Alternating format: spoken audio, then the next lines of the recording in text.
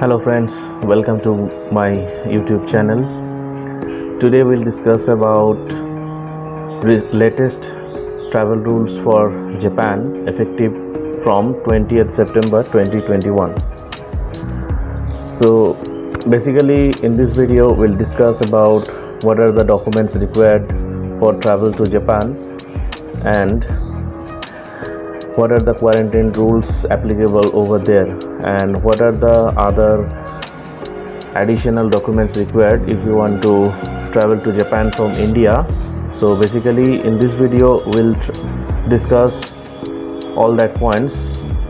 So before starting this video, I would like to request that if you are new to channel, kindly subscribe and watch the video in full to gain the knowledge for traveling to Japan, and please don't skip this video.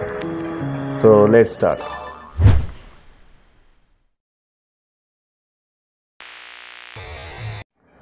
First of all, if you are a resident permit holder of Japan, then you can enter Japan, because Japan is now giving permission for its foreigners who has a resident permit of Japan. They can travel to Japan right now with a certain terms and conditions. All passengers should abide this rule, which I will be discussing in this video. So kindly follow this rule. Entering into Japan, you need to have a resident card or a re-entry permit. If you have a residence card or carrying a re-entry permit, then you can enter Japan. And other category of visas, that is containing description XR or XB in the remarks in their visa, at present situation they cannot travel to Japan because that type of visa is not valid. So if you are having this type of visa remarks XR or XB, then please do not travel to Japan, because you will not be allowed to board the aircraft or you won't be allowed to enter in Japan with this visa. Next requirement for Japan is you need to carry a certificate of negative RT-PCR or negative test result report. You should carry a hard copy of negative COVID test report, and if you carry a electronic or digital copy, then you should have this criteria, otherwise your boarding will be denied at the time of check-in. If you are carrying a digital copy, it should be in a PDF format. If you are carrying a snapshot or a screenshot of your negative certificate, then you won't be allowed. You need to make sure that you are carrying a PDF copy if you are carrying a digital copy of your negative certificate. It's better to carry a hard copy. Then in case of your device lost or any problem occurs or your device got discharged, then it will be convenient to you if you are carrying a hard copy with you. So please try to carry a hard copy, it's a request. In your PCR report, your date and time of specimen collection, means sample collection, should be there in your PCR report or negative COVID test report. Next criteria is, in principle, the certificate should be in a prescribed format of the Japan government. If you are not carrying a prescribed format of Japan government, then you need to satisfy the requirements to be stated in the certificate, which I will be discussing in this video. First of all, you should make sure that your certificate must contain your name as per your passport and your passport number, your nationality, your date of birth and gender. These all are required to be incorporated in your COVID negative certificate. Next is your sample collection method. Your sample collection method should be in this criteria only. The valid criteria of sample collection is nasopharyngeal, that is nasopharynx, rhinopharyngeal, rhinopharynx swab or smear. Next is saliva. Next is nasopharyngeal or oropharyngeal swab, that is smear. Any sample collection method other than this mentioned criteria will not be accepted. So please make sure your sample collection method should be as I have described right now. So please make sure with your lab. The testing method of your COVID-19 test. The accepted method of COVID test is nucleic acid amplification test, that is RT-PCR. Next, another criteria is nucleic acid amplification test, that is LAMP test.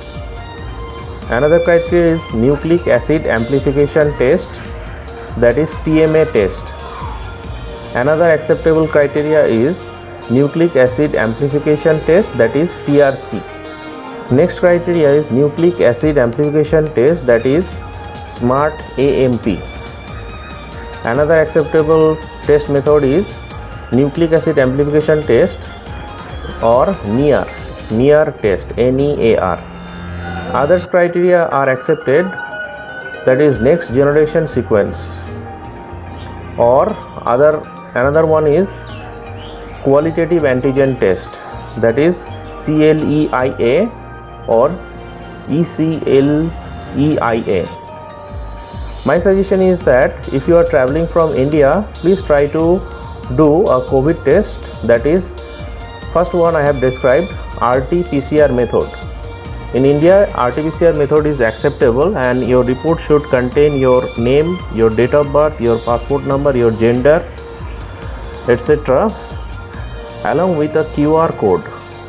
In your COVID certificate, your result sample collection time should be mentioned. Date and time is mandatory. Test result date should be there in your certificate. Next is your certificate date issue should be mentioned in your RT-PCR report. Your certificate should be within 72 hours from the sample collection from departure time. So basically your certificate is valid up to 72 hours before your departure time of your flight to Japan. In your COVID certificate, name and address of the testing lab should be mentioned and the signature of the doctor should be incorporated along with official seal of that lab. And please make sure that in your certificate the official language is accepted in Japan is English or Japanese. No other language is accepted.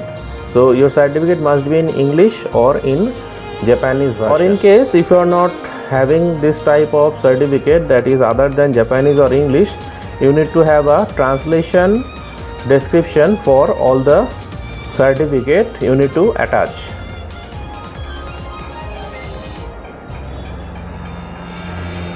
So all the mentioned criteria for COVID test which I have discussed in this video, you need to make sure your certificate is meeting that criteria, otherwise airline staff will not accept you for check-in. So you may face inconvenience if you are not meeting this criteria. Please make sure before you travel. Next criteria is you have cleared all the documents and you have boarded the flight. After you arrive in Japan airport, what are the requirements or what is the arrival requirements I will be discussing in this stage. Foremost important is that you need to carry a smartphone along with you. If you are not carrying a smartphone with you, or you are traveling with a child or an infant whose age is below 12 years old, then you can hire a smartphone at arrival, or you can rent a smartphone at arrival. The charge of the hire is Japanese yen 15,000 for 14 days quarantine period.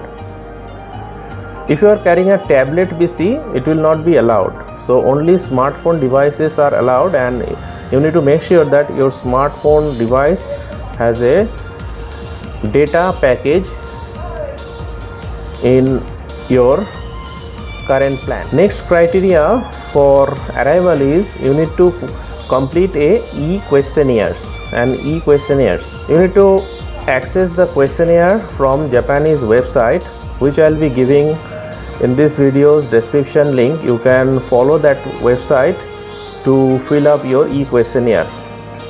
It is mandatory requirement. Otherwise you can do the reply from your smartphone also. When you finish your reply, e-questionnaire reply, you will be receiving a QR code on your smartphone. You need to present that QR code at the arrival questionnaire. So QR code arrival questionnaire is mandatory requirement at arrival.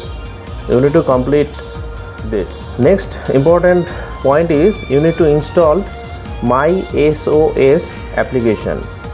In this application, you can get this application from Google Play Store or App Store from iPhone, and you need to download and install on your smartphone.